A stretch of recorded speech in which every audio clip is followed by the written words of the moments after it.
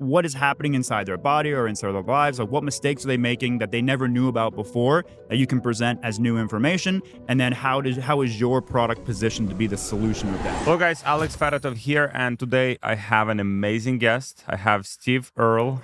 This guy is a copywriter for 9-figure brands, brands that you have probably seen, brands that you have probably bought, brands like Vishred, Neuro, Pure Health Research, Up Wellness, Agora. Agora. It's been a long ride, yeah. Thank you so much for joining me, Steve. Thank you. I appreciate it, man. Fantastic. And we'll be talking copy, we'll be talking direct response, we'll be talking scaling offers and what's working right now, and also what has changed in space and what direction it's going. So very excited to have this conversation. We just had this 30 minutes conversation just before this. I was just soaking as much information as possible from Steve. So how did you get into copywriting?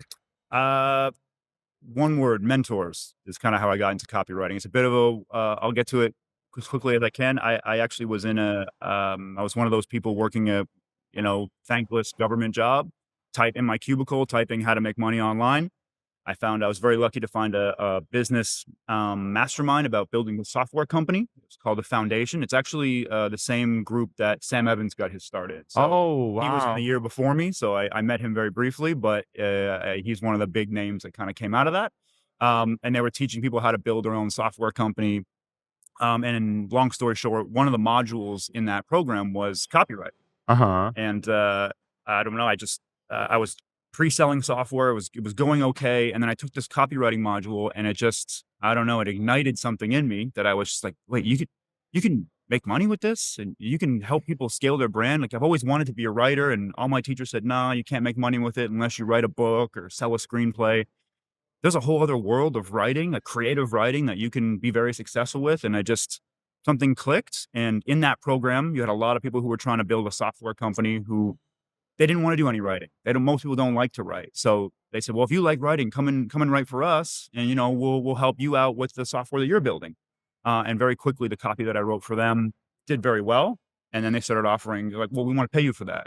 I kind of had this moment of like, I'm liking this a lot more than the software stuff. So I kind of refunded all the pre-sales that I had for the software thing, went all in on copy. And within like 6 months, I was out of my government job, not making a lot, but enough that I was like, okay, I can work from home. I can kind of figure this out.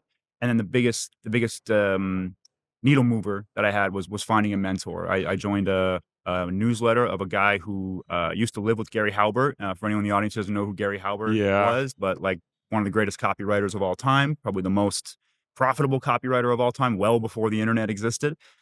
This guy used to live with him in Florida and learn the game from him. Oh, is that the Irish guy? Caleb O'Dowd is the other. There were 3. One guy unfortunately passed away. Caleb lived with him, and then a guy named Doberman Dan Gallipou, who was just one of the most generous human beings I've ever worked with, blue collar guy. I found him as a mentor.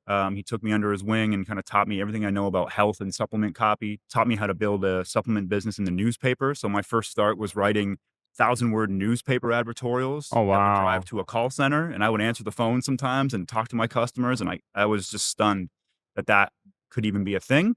So that was my first business. That was my first foray into copywriting. Which year was that?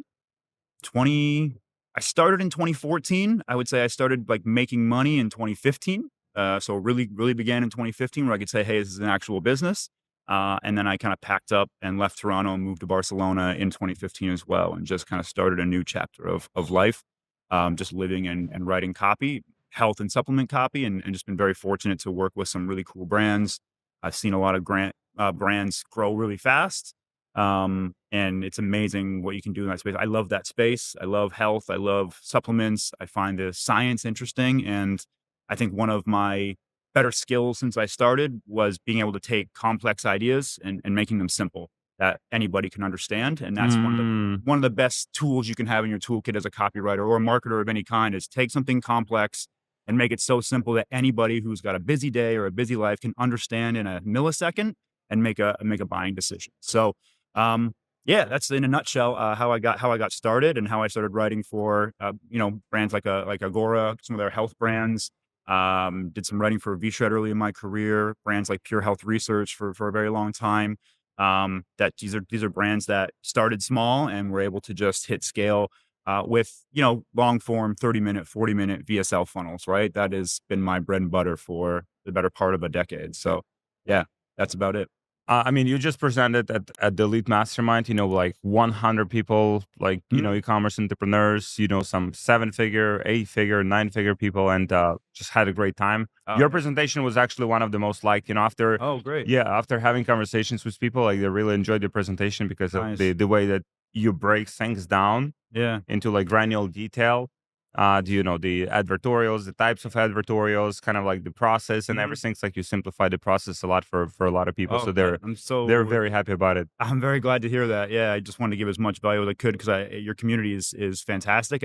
I honestly didn't know much about your community until maybe a year ago. Uh huh. Because I'd already been in copywriting for 8 9 years, and you help out a lot of people who are sort of new to e-commerce, and I think you get them started in such a great way with the right mindset and the right community, which is so important.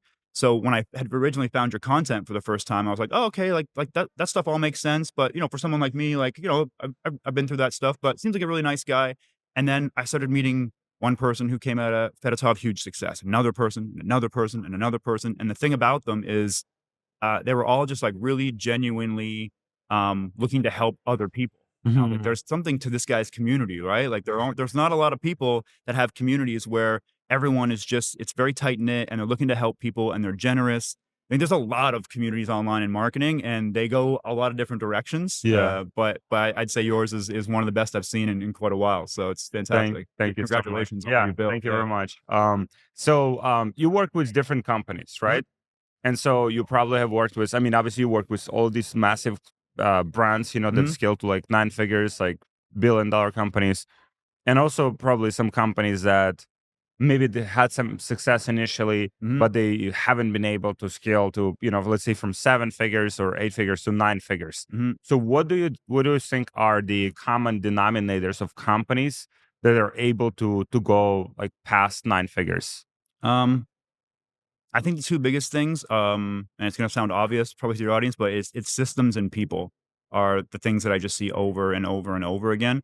A lot of these, supplement companies in particular that have been able to launch, 3, 4, 5, 6 successful products that scale to 8 figures. These are long 30-minute VSLs. They're pretty, aggressive funnels. They're pretty complex funnels. They've got, 3, 4 upsells in the back end that have video, like, they've got big production teams. Everything's kind of got to be dialed in. And I think what they figure out really early is, I need to scale up my marketing. I need to have more VSLs or more front end offers or more products. And that naturally leads them into, well, if I'm going to do that, it's really messy unless I have really good systems. So then Mm-hmm. they get really hyper focused on systems, which is really, really smart and really effective because then it allows them to do so much more with more efficiency. And then the natural progression from there is like, if I want better systems, they find out very quickly, I need better people.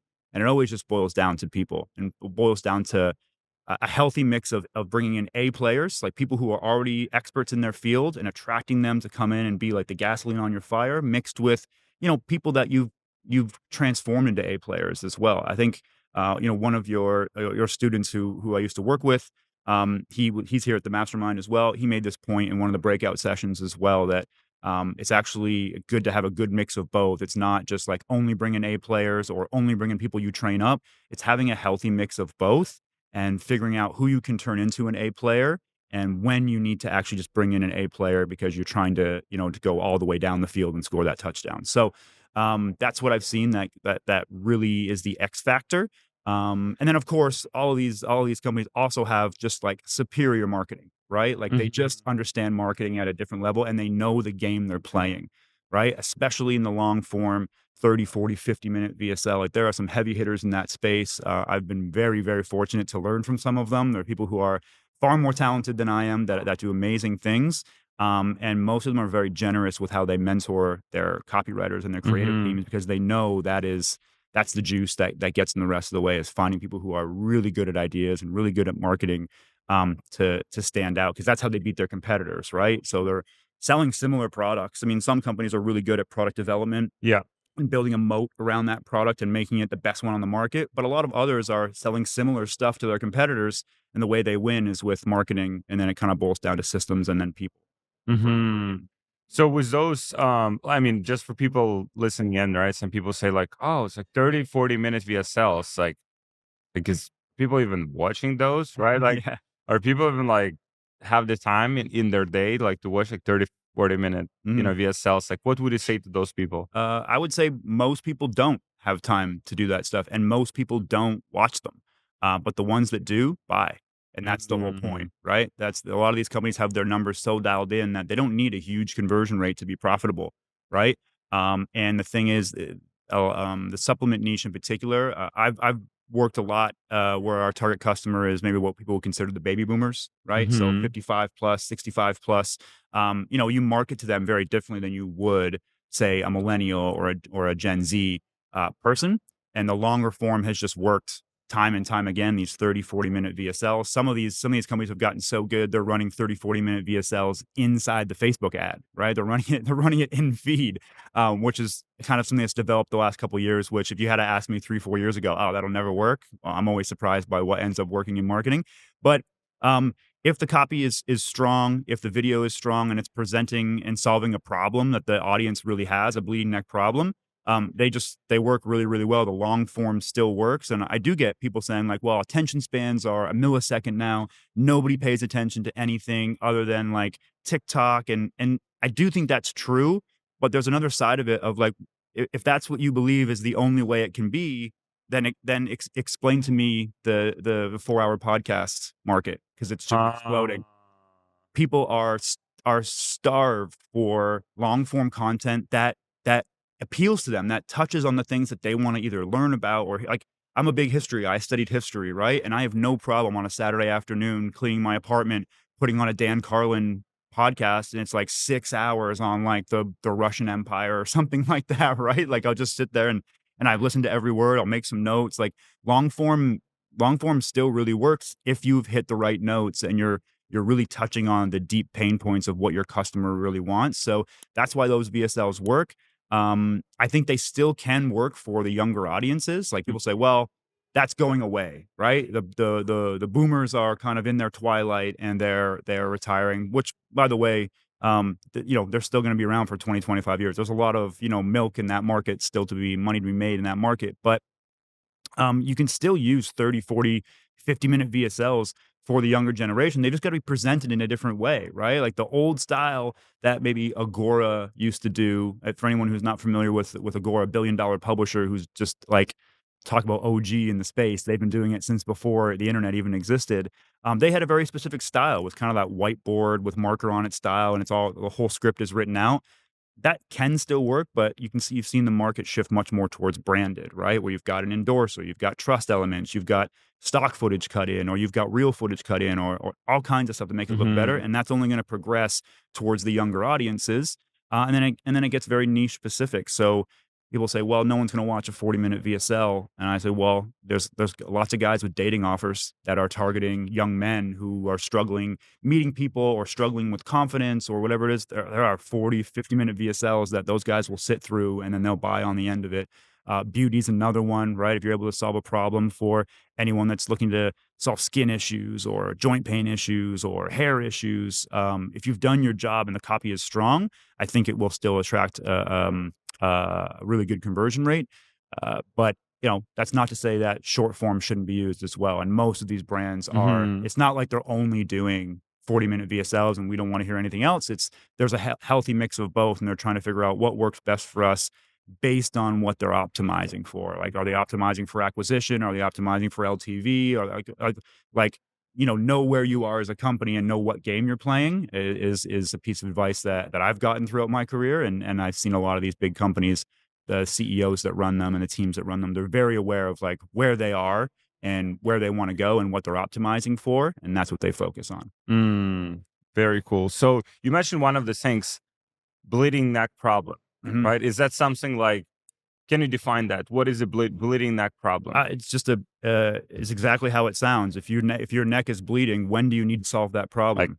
right now, right? Like you need to be in the hospital immediately. So those are the groups of problems that people just they can't go through their day with this anymore, right? And depending on the person, that can change depending on what their motivations are. But that's things like debilitating knee pain, right? Like that's a bleeding neck problem. Like people that have joint pain, they literally get out of bed and they're in pain all day, and it ruins every aspect of their life, from the way they look at the world, the way they treat their family, the way they treat themselves, the way they treat their bodies. Like pain is just like it just takes over, right? I think about my parents whenever I'm writing to a lot of the audience that I'm writing for. A lot of them are boomers, and I'm always visualizing like my own mother, right? Like Mm. she's got some shoulder pain. She's in her 70s now. She's trying to lose weight, but isn't someone that's going to go to the gym and stuff. So these problems that she has, as she's kind of the avatar for the niches that I write for. So I'm always thinking like, if I was talking to my own mother and she had this bleeding neck problem of knee pain when she wants to do her gardening and stuff and she wants to hang out with the grandkids, right? What would I tell her to make her understand what's actually going on inside her body and how do you actually solve it? And then how does this product solve that problem, right? And of course, I want to make sure that product's a good product. Yeah.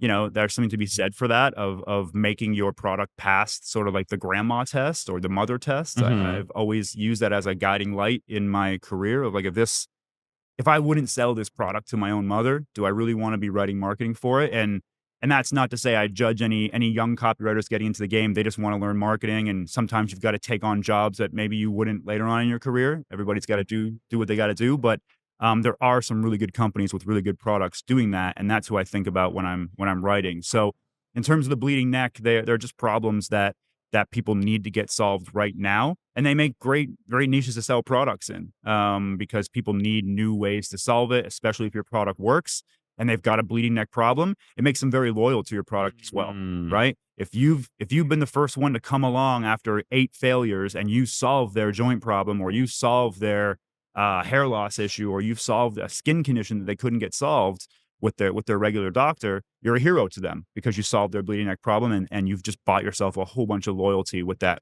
customer. Mm. Wow, this is very exciting. But I think the big lesson here is that there's different types of marketing, right? There's products that are like nice to have. Mhm. There's like apparel. There's some kind of things that are like, yeah, it's kind of like would be nice to have. Yeah.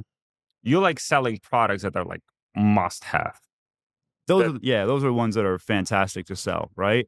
Because there are certain emotional buttons that you can push in your marketing that you just know are going to work, and they're not buttons that I made up. They've existed since the beginning of time. Like even our early ancestors, I'm sure that they wanted to lose a little bit more weight. They wanted to look better to the opposite sex, right? They wanted to sleep better. Like all those things that we all still have today, those are never going away. Well, we all have to sleep, right? As of right now, I don't know what's going to happen with, Elon Musk in the future. yeah. Then maybe we don't have to sleep in the future, but for now, sleep is a niche like example. Like people that don't sleep, that have trouble sleeping, they'll do anything to solve it because they wake. Well, they don't wake. They're awake all the time, or they have trouble falling asleep or staying asleep, and it affects their productivity. It affects the way, again, like the way they see the world, the way they treat others, the way they treat themselves. That's a bleeding neck problem for And they people might that they have it. might take some medications and Might take stuff some that are. medication that either makes it worse or makes it better or makes it better for a while. And so there's all these things that you need to be doing in the research of whatever niche that you're in. Like you really do need to be the expert in your customer's day-to-day life. Like not just the expert in my product and this is the reason why I want to solve or why I want to sell it to them. You really need to be the expert in like what does a day look like for that person from the minute their alarm clock goes off and they're eating their breakfast and they're, I learned very early from my mentor. He's like, take go online and search for a picture of someone that is suffering joint pain or knee pain. Print it out and put it on your wall in front of you. And when you're writing copy, look up every now and then, think of that person, and think to yourself, what's that person doing in their day to day life today? If that person was a real person, if that's Sally knee pain and she got up this morning and she's got 2 young kids who she needs to get ready for school and she's got this terrible knee injury that she's trying to recover from, what does her day look like when she gets up? What does it look like when she gets home from work? And what is she using that's not working for her? And how can I help make her life better? I do see that a lot of young entrepreneurs that are kind of new to things, they overlook that because they become really hyper focused on product Yeah. and cogs and how am I going to make the business work, and that's all important. Then I think a lot of them quickly go down the path and they go, actually, the more I care about my customer, the more I understand my customer, and the more I can develop products that they actually want instead of me trying to guess what it is that they need. Such a good point, because like we live in a world where product by itself, unless it's super unique product, Mhm. unless like you spent like months developing the product or years developing the product, you spend a lot of money, you have trademarks, you have patents, like you kind of like have some moat around the product. Mhm. Products at this point is a commodity, Mhm. because like you can just go on Alibaba, source almost like any gadget you want, right? Right. You can go to China, like, I'm actually going to China like this later this year. No. Yeah. Me too. Maybe we'll meet up there. Yeah. Yeah. I'm Oh, also going. nice. Yeah. Me too. And like just, product by itself is not a competitive advantage. Mhm. And so when you're getting into business, or when you are in business and you're thinking how to win, right? You want to scale your business, you want to be more profitable, whatever the objective is, Mhm. you need to understand that you're competing with other people, Right. and you need to find the competitive edge. And this is a competitive edge because, I mean, who would do that research, right? Only who would spend so much time like doing the research, really understanding their customer, only selected few. Right. But that is a difference that it makes. Yeah. People that go like seven figures, like mid seven figures, like versus people who do like eight figures, multiple eight figures, nine figures. Mhm. The people who just front load a lot of that work, Mhm. really understand their customers. And especially, you have seen our community here. Oh, yeah. A lot of them are young entrepreneurs, Mhm. like 20s, maybe 30s, Right. and so and they're selling products in many cases to older demographic, Mhm. which means like they have no idea Mhm. what those people want, Right. right? Yeah, it's like, if I don't have knee pain, I cannot resonate with that person unless, Mhm. I'm starting to do like the research and really trying to get into the mindset of that person Yeah. that's having that knee pain at 67 years old, cannot walk with Mhm. their like grandkids, for instance. Very true. And I think that is like the way people should look at it is as a competitive edge. It's a huge competitive edge for sure. And there, just to speak to your community really quickly, there are individuals in your community who have already been big winners, right? They've taken the lessons that you learned, put them into practice, and then some of that gasoline on the fire really was they just got obsessed about who the customer was. I've worked with some of them. I've met some of them. They're just the most obsessed person in that niche for their customer, which then also informs their product. So as they grow, they go, well, now I have all the information of what my product can actually do, what its limitations are, and what my customer actually wants. And now I can take some of the success that I've had and put that back into R&D and put that back into product and build my moats around my business to make my product better. So now my product becomes a differentiator because I did all that research. There's one gentleman in your group that has a ton of success. He's a really great guy. I've worked with him in the past, and one thing I'll say about him is he's just, he brings in a copywriter, someone like me that my job is to do that deep research, and it's been very rare to work with somebody who does more than me on the research front because it's his business. He cares. It's an important lesson that I've learned throughout business is that no matter the A player you hire or how incredible the person is that you hire for your business to come in and really help you scale, they're never going to care about your business the way that you do or the way that you should. And that person that I'm mentioning, just he understands that at a different level, and I think that's one of the key drivers to his growth because he's just obsessed about. He would send me links like, "Hey, I was up all night watching this 4-hour documentary on neuropathy. Have you ever heard of this condition over here? I think we should use it in an angle." And it's like, technically that's my job, but it's his business. And he wants to make sure that his team or his marketing team has every single possible resource to win. And if that requires him staying up till 4 o'clock watching a 4-hour documentary on neuropathy so he understands his customer better, he's gonna win. He's gonna win. And he Mm-hmm. is. So It's basically doing what other people are not willing to do. right. Right. Exactly. Exactly. And it sounds obvious. It really does sound obvious. People go, "Oh yeah, that's obvious," but so few people do it.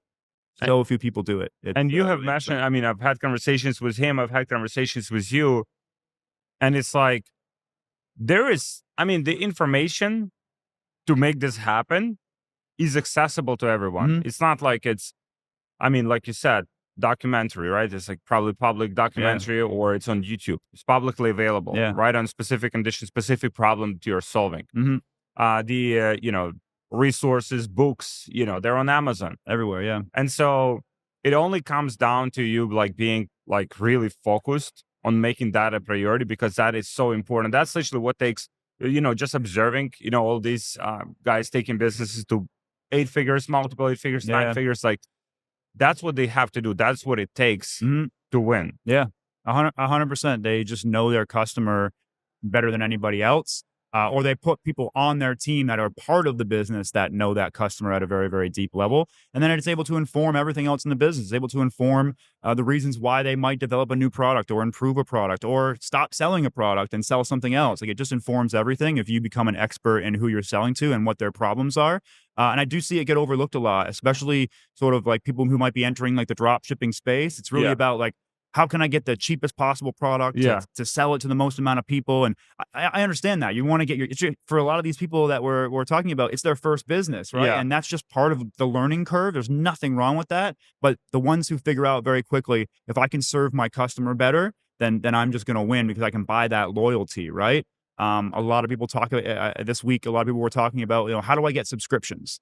Selling these, I want to get subscriptions. I want to have that MRR. I want to have that recurring revenue. And for me, for working with supplement companies that have done subscriptions well and some that have not done them well, the key factor in a really good stick rate for your subscriptions is trust. This comes down to trust, right? And if you're able to be someone that has trust in your brand and trust in your product, it's a lot easier for someone to say, yeah, I want that every single month because it works for me. Yeah. Right. And I actually learned an important lesson this week from one of your most successful students here. He's a very experienced guy. He's been around for a very long time. But he's someone who's obsessed about the product development process. And he reminded me, he's like, 'cause I was telling everybody, you gotta build trust if you want those subscriptions. Then he asked me, he's like, well, then how do you build trust? And before I even got a chance to answer, he was already explaining. He's like, for us, it's product development. Mhm. If we can make a better product, we instantly get that trust because our product works better. It gets them the result they're looking for. And I was like, it's a really good reminder. It's exactly right. It's exactly right. So it all comes full circle. Mhm. Yeah. So when it comes to the research, I've heard from different people, kind of different opinions on this. Like, how important is research, let's say, on a scale to, like, you have 100% success of your, let's say, VSL or advertorial. Mhm.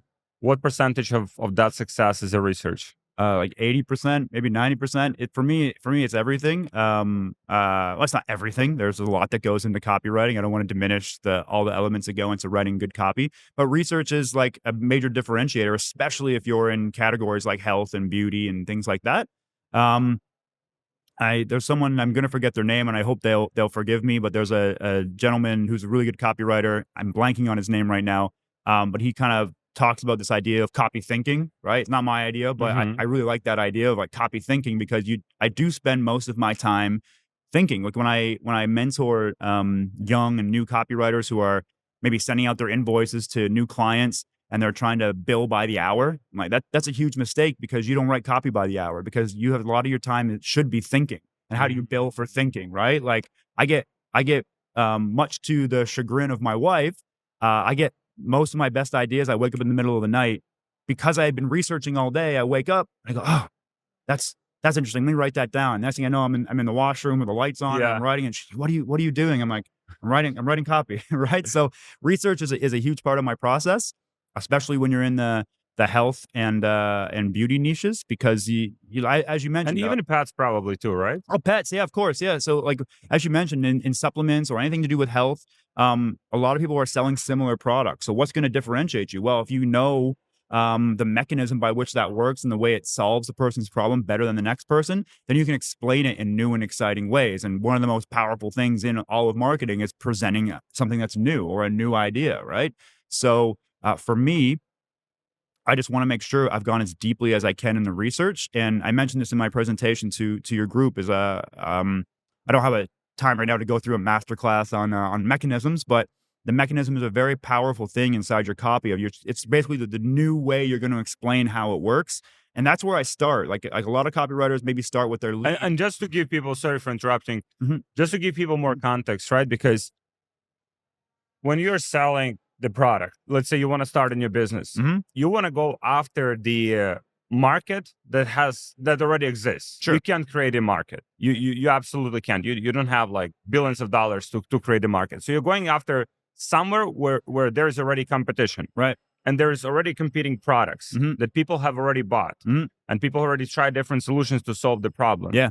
So your job is present your solution as a new solution, and unique mechanism is pretty much what helps you to differentiate your product from everything else Yeah. that people have tried before or they're thinking of doing. Yeah, it's the new way that you're explaining the real root cause of their problem, right? Like what is happening inside their body or inside their lives? Like what mistakes are they making that they never knew about before that you can present as new information? And then how is your product positioned to be the solution of that? That's the mechanism in a nutshell. I know there are some copywriters say, hey, it's actually this, but we don't have time to go into the depth of it. But that's where I learned this lesson years ago. Like that's where I start most of my research and do most of my research, because if I've done my research properly on that mechanism, that's where I get all my best lead ideas. I get all my best headline ideas. I get all my best close ideas. I get all my best mechanism ideas. From there, all my big ideas are born out of the mechanism. And the beautiful thing about that is all those things that are born out of the mechanism, I know they're going to tie back into it. So it makes a very logical sales argument all the way through from headline to lead. It connects, right? Where I mentor a lot of copywriters, and some of them, they have a big idea, but it doesn't connect to their mechanism, and the whole thing. It's not that it's terrible. It's just it feels forced. It feels like you're jamming sections together, and you want to make sure there's a a slippery slope all the way down to that sale, as they say, as I think Gary Halber used to say, or Dan Kennedy, I forget who it was, somebody more experienced than me, saying like you got to grease that slippery slope. And just like you said, you can't like create a new market. You also can't create desire in anybody. That desire already exists, right? A great example is like the survival niche in the United States, right? And there are different segments of that market. There are people who, they believe aliens are coming and they're going to take over the world. But then there's the other side of the market that like these are very reasonable people who are like, hey, what if we had something that knocked out the power grid in my area for 2 weeks? How am I going to provide for my family? Very reasonable thing to think about, especially in our world today, right? So there are different categories of that market, but they already believe these things are going to happen. So it's not like I have to spend time convincing them that that's coming. It's more about convincing them like how can you be best prepared for that? And how does this product give you that peace of mind or that security that you're looking for? Like I'm trying to slide them down that slippery slope rather than trying to create new desire in their mind. I'm trying to channel it towards our product. At the presentation that you gave, you shared many different ways to do the research Mhm. before writing the copy, and kind of like consolidating all this information, like really understanding, like you said, what kind of beliefs people already have, Yeah. what other solutions have they tried, how they Mhm. feel about the problem, that they face like on a day-to-day Mhm. basis, and like gathering all of that information before you write like a single word of copy. What have you found to be the best kind of places to find information? You listed out, I think, maybe like 10 Yeah, different there's, like, ways. lots of different Is ways there to like do it, yeah. 80/20 in this process, or there's none? For health, AI is helping massively. This is where I'm able to really reduce my time is on research and AI. And there's ChatGPT. Obviously, you can read the internet now and find studies, but there are other tools like Consensus. It's called Consensus. Consensus AI. I use that quite often, and it's like an AI tool that will go and crawl a whole bunch of scientific studies, Oh, wow. right? So I can kind of put in condition that I'm looking to solve and plus biotin or whatever the ingredient Uh-huh. is, right? And it'll find me all the scientific studies with biotin related to that condition, and I've got it all in front of me. And then I can copy all those, put that into AI, and ask it for a summary, and ask it to put together a customer avatar for me. So I have a very specific way that I'm building out customer avatars now with AI. I used to do that manually on my own, right? Go through and really research who the customer is, what are their buying desires, what's their psychography, what are their demographics, all that stuff. I would do earlier in my career because I learned how to do that, and it was very effective. It made my writing better because I understood my customer better. Mhm. But AI can speed a lot of that stuff up now. So AI is a big one. Swipe files is probably the thing I use the second most. If you're a copywriter or if you're a business owner, Make sure you're like, I can't say it enough, build a swipe file. A swipe file is just making sure you've got other forms of marketing, past and present, that have been successful, and even ones that haven't been successful, because you want to know what didn't work as well. Hmm. I've been at this for 10 years now. My email inbox, I get anywhere from 300 to 400 emails a day.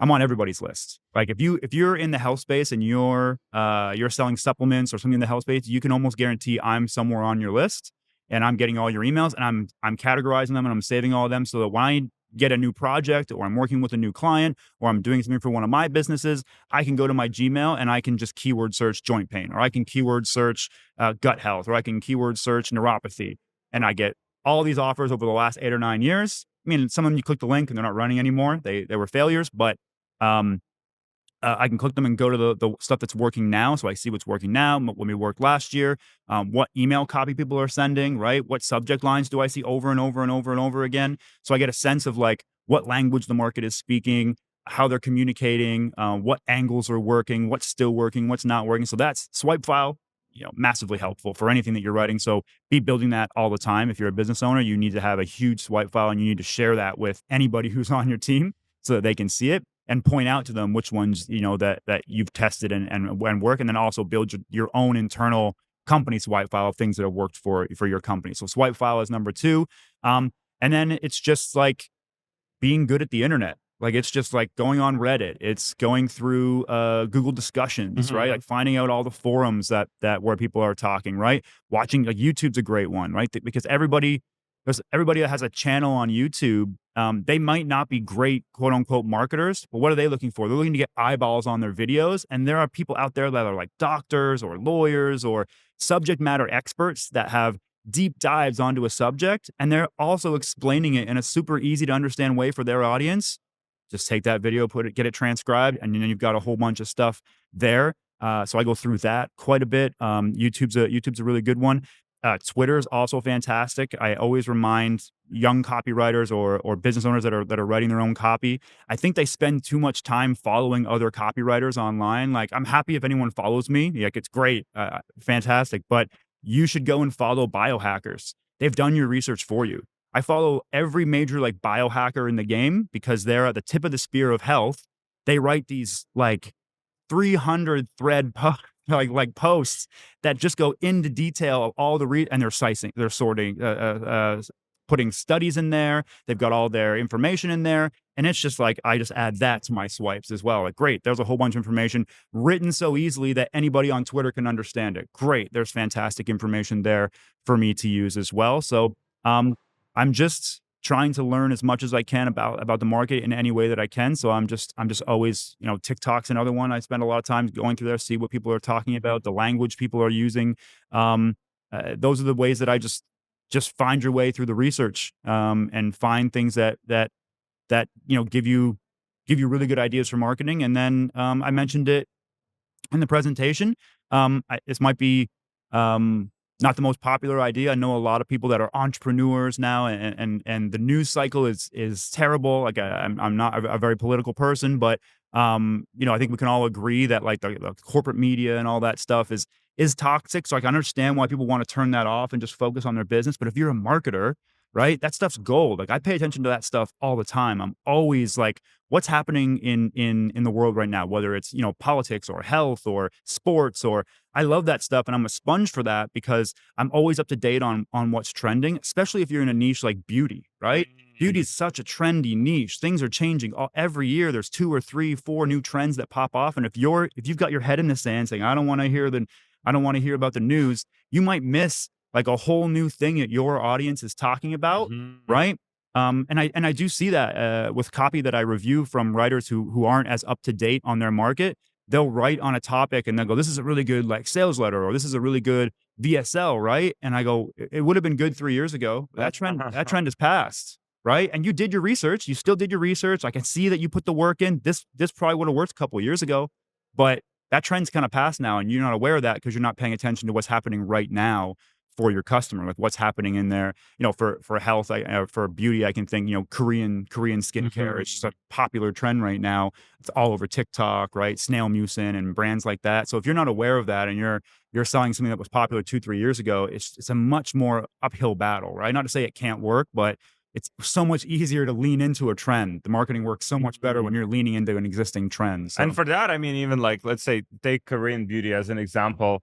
You can position your product as an alternative to that, right? Mhm. Or say like, okay, this is why Korean beauty doesn't work. Yeah, oh yeah, you can do that to a god tier level. One of my favorite marketers of all time. I hope I'm a one day. I hope I'm a quarter of as good as this guy at writing copy. Is Craig Clemens, and he's the guy who built, him and his brother built Golden Hippo. Which, if you don't know Golden Hippo, they're a billion-dollar behemoth in the industry. They've got something like 14 brands or something. Some of the biggest brands in health. And he's a guy that I've studied and learned from. And hopefully one day I get a chance to meet him. I think he's a phenomenal marketer. And I watched an interview with him. I'm probably going to butcher this, but he gave the example of probiotics, and Hmm. he's like, in 2010, 2012, probiotics wasn't really trending that much, and we caught onto it very early. There was an early trend there, and he talked about how they really pushed probiotics into the mainstream. And I think he's got a lot of humility. He's a really, really smart guy. And he's like, look, I'm not saying that probiotics, like we invented probiotics, but he like showed a graph of like the marketing spend they were doing versus the trend of Google Google Trend searches. Search. And it's like the same chart. And you're like, oh my God, Oh like wow. they're tapping into a trend while also pushing a trend. And then they just rode probiotics for a long time. And then he said something really interesting in that same interview that I just burst out laughing. He's like, and then in like 2018, 2019, it was a really saturated market. So we started running angles why probiotics are not the answer. So it's like now we're going to catch another trend because we're just aware of what's happening. Like we're not married to anything. We're trying to lean into trends because it makes it easier for us. Something like to that effect he was saying. I hope I didn't butcher it if he ever sees this, but But phenomenally smart marketer. Yeah. but it's very good. It's very good concept in terms of like, okay, I'd say probiotic, and I think they have this like billions. So like, okay, this has Mhm. 50 billion, and Yeah. there's like Yeah. 100 billion, and then people probably look try 150 and like Mhm. 200, like, and trying to kind of like beat on that, Mhm. and then to some point where it's just like, I mean, it just doesn't. Well, then you can take the other side of it and make it a counterintuitive idea. Like those are powerful ideas in your marketing when you can take a commonly held belief that Uh your huh. audience has and then find some way to smash it. Yeah. Especially now in the social media world we live in, like counterintuitive ideas and being contrarian is just like the thing. Uh So huh. if you can find a commonly held belief that your audience has and you can prove that it's wrong and smash it, you get attention. You get attention immediately, especially if you can smash it with like a demonstration and show people Hmm. why it's not working. I wrote a recent 30, 40 minute VSL for a client of mine that's scaling like crazy right now. I think it's got like 2 million views in the first few weeks that it's running. And we did that as well. We looked at it was for gut health, and we looked at these popular like gut flushes, right, that Hmm. are trending on TikTok. And the doctor that we worked with, who's the founder of the brand, he was like, what if we did something around the idea of the fact that these are actually not good for you? Like they actually make your gut health worse, right? Like it's like dropping a nuclear bomb. He went into all the science of it. And when he was doing that talking, I was like, there's my counterintuitive idea. I want to hit on that. I want to have some sort of demonstration showing like what these gut flushes actually do inside your body and how they can make your gut health worse when they're done wrong. And we were able to do a demonstration, take a counterintuitive idea or take a commonly held belief that the market already had and smash it and turn it on its head. And I think that's one of the big reasons why that's performing so well. Like when I've seen counterintuitive ideas in any niche, if you're able to smash a commonly held belief, you're able to really grab attention because people go, "Oh, that's different. I've never heard that before." Right? And then they pay attention, and the hook rate and the stick rate on your marketing and on your VSLs is just much higher. So it seems like it comes down to how do you how do you become different? How Mhm. do you position yourself differently from the competition? Yeah, yeah, And that's how a do big you part of like it. the either the product, maybe some unique features about the product, Mhm. kind of like how do you turn that into the competitive advantage that Yeah. kind of like, okay, so there's everyone else, right? And Mhm. it's like, and it's not good. Mhm. And there's this new product that Yeah, was. it doesn't even have to be a new product. It could just be a new way it's presented. Like Mm. design matters. Like maybe your product does the exact same thing over here, but you put it in like a new design that you've explained. I'm again blanking on the brand, but there was a brand someone showed me recently. I think it's for beauty, and their packaging just looks gorgeous. It comes in these like steel shiny tubes, right? And it Oh, looks the almost spoiled spacey. child? Yeah, yeah, that's who it Start is, right? rocking And it, it's like yeah. I looked at their product and I'm like, okay, it's a good product, like it's a really Yeah. good product, but there's lots of people selling really good products in Yeah. that space. They stand out because someone sees that, they see it on a video. I don't know if they have any like stuff that's on shelf in stores, Yeah. but if that was on shelf in a store, someone walking by, that stands out in the Oh, yeah. aisle, right? And you know, we have short attention spans like we talked about earlier. That's just something that just like, oh, that's different. Like, let me find out more about that. And anytime as a marketer, you've got a person at that point, well, then you've got them, right? Like now they're paying attention and now you can, you know, grease that slope and get them towards your product. So yeah, that brand's phenomenal. Like I love their packaging. So it doesn't just have to be your product. It does something or is better than the other. It's just like presented in a different way or shown in a different way or Mhm. something about it is unique. That stands out, that makes it different. You've understood your USP better than your competitor has, or sometimes it's as simple as looking like I know guys that have built really good companies because they went and looked at a scaling brand and went through all the Amazon comments and saw like what are they not doing? What are they missing out on? What are these people complaining about? Can I build a product around their pain points that this One-star reviews. right? What's the yeah, one-star reviews. Let me go look at the one-star reviews. What do these people hate about this product? Oh, I can make a product that solves that problem and capture that part of the market, and then it's different, and I can position myself against them, right? So, all those things are again, it just goes back to like understanding your market and understanding your product better than anybody else. And so, with AI, right? Like, so it's kind of like the innovation that came to the market like not long ago. Mhm, And I mean, we just had a conversation previously, like mhm, you're mhm. using it a lot in A your lot, yeah. process. Mhm. So, what are the main tools? Like one of them, you mentioned Consensus. Consensus is like a AI like research tool, so I use that quite a bit. I use ChatGPT and Claude mostly. Actually, Claude's great for what I use it for. It's just I think I've just gotten in the habit of using GPT. Just where I go, it's where I go first, and I've got a good system of getting what I want out of it. One thing I again mentioned in my presentation about copywriters who are using GPT is like really just you have to know what you're optimizing for, and you also need to know what good copy looks like, right? So the people that I find GPT helps the most are people like me who are already experts, right? So I know what I'm looking for. Like when it gives me crappy copy, I can see it right away. I'm like, no, I've got to reprompt that, or okay, it's not cooperating today. Let me just sit down and go and write it, right? It also GPT and AI also does help, like, the person who's new, who's never done anything, because at least it gets them from 0 to 1, so, like, they can get something up, which is better than nothing. The people that it hurts the most in any industry, whether it's video editing or copywriting or, you know, whatever it is, page design, the people that it hurts the most are people that are mediocre, right? That haven't done the work to know Mm, their industry or know like, improve their skill level to know what good video editing is or good copywriting is. That's kind of who it hurts the most, where like I'm not optimizing AI to get me great copy on the first try. I'm optimizing for speed. Can it do like 80% of my research and present me a summary that I can then go through with actual links to study so that I can sit down, have it all in front of me, and then focus on what I do best, which is coming up with great marketing ideas? Oh, that's great. And then, you know, I have a very specific process that I'm using it for VSLs, for advertorials, for ads, so that it gets me to a point where I can get out of GPT, paste it into a document, and I'm off to the races, fixing it. And I'm working on the biggest levers to pull, like hooks, leads, closes, mechanisms. Like I know what works because I've got that experience. And I'm always learning. But if it's able to speed me up, then that's just how I'm gonna win, right? So yeah, I know you're also able to upload the whole books, right, yeah. into the.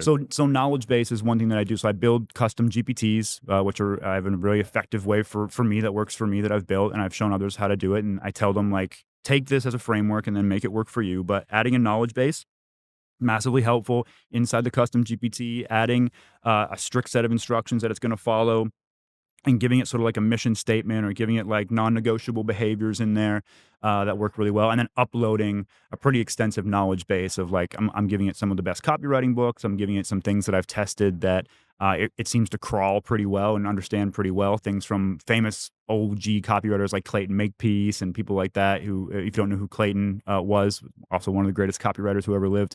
Giving it some of their stuff about how to write bullets and fascinations, how to write leads, and things from some copywriters that I've learned from, and then some of examples of what good copy looks like. So it already has that built in, and then when I'm prompting it, I'm already starting at a higher level. It already understands the framework I'm looking for. Like I told it, oh, I want you to use our short VSL framework. And it already knows the short VSL framework is VSLs 30 seconds to a minute and a half, 2 minutes. But if I say I want you to use the mini VSL framework, it's going to say, well, I'm going to use the framework that is anything from 2 minutes to 10 minutes. It's good for that. For long form copy, there's a lot of improvement that needs to be done with that GPT. It's not like I can just prompt it and I've got a 7,000 word VSL, but it helps me with research. I can help it go through like the ingredient explanation section. If I've got all the research already done, then I can get it to write that for me, and then I've just got to clean that up and make it as powerful and tighten it as quickly as I can. So for long form copy, you really have to go like section by section and be really prescriptive. For short form copy, you can get really good results with it, just if you know what you're optimizing for. Hmm. And when it comes to training, because you trained quite a lot of other copywriters, Yeah, yeah. so what qualities does great copywriter have? Curiosity. That's like, if you're endlessly curious, and that just goes for any marketer. All the marketers that I've learned from Frank Kern to Stefan Georgi, who's been a mentor of mine, wonderful, wonderful human being, very generous.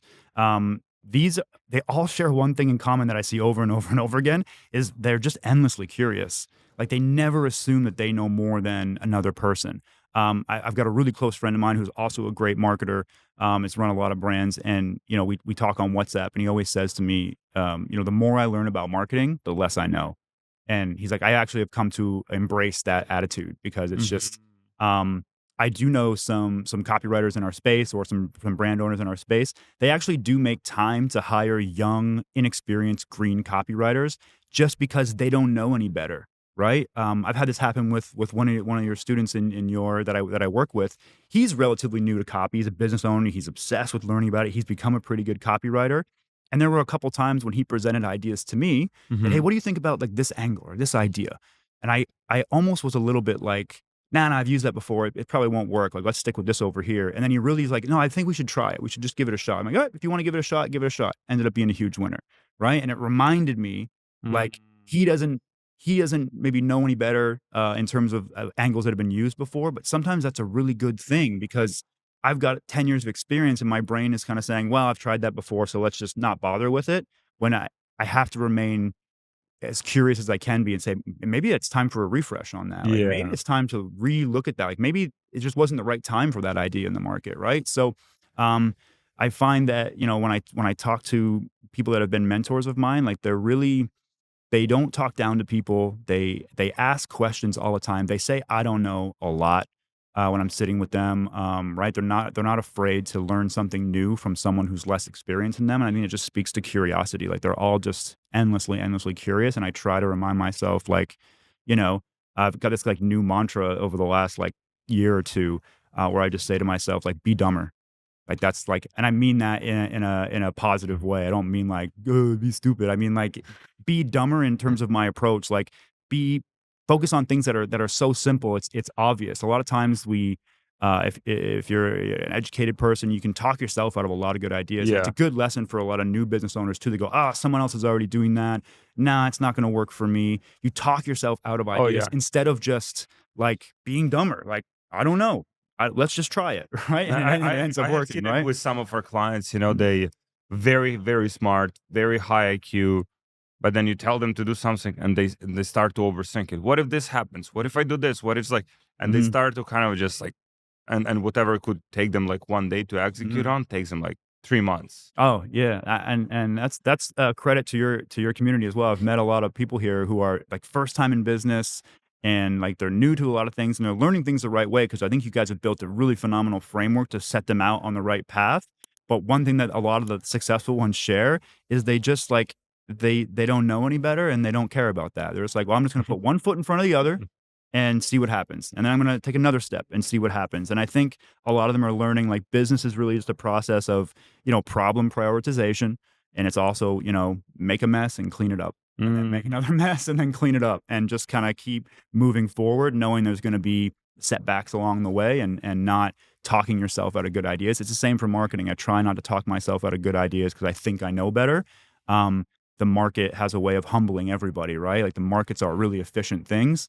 and just understanding your customer and understanding, getting deep into the research and just trying to make things as simple as possible instead of getting in your own way is just a really important business lesson. How important is authority figure for, especially for longer form VSLs? Is that like mandatory, crucial, Uh, cannot avoid it, or you can still make it happen You without it? you can still make it happen. You definitely can still make it happen. It's not like, you have to have that. There's lots of examples of people doing really crazy things with long form VSLs that they're using AI now, they're using AI voices, they're all kinds of stuff. So it can definitely work, but if you have an endorser who's also good on camera, who also is a subject matter expert, what you're doing and also has an audience already, you're tapping into that person's audience. So you kind of, I think Golden Hippo is a great example of this. They figured out with Dr. Gundry, like the more they elevate him as a celebrity, or the more they elevate him as a persona, the easier it is to sell products because they're elevating the trust of their brand, right? So I see a lot of email marketers sometimes they get really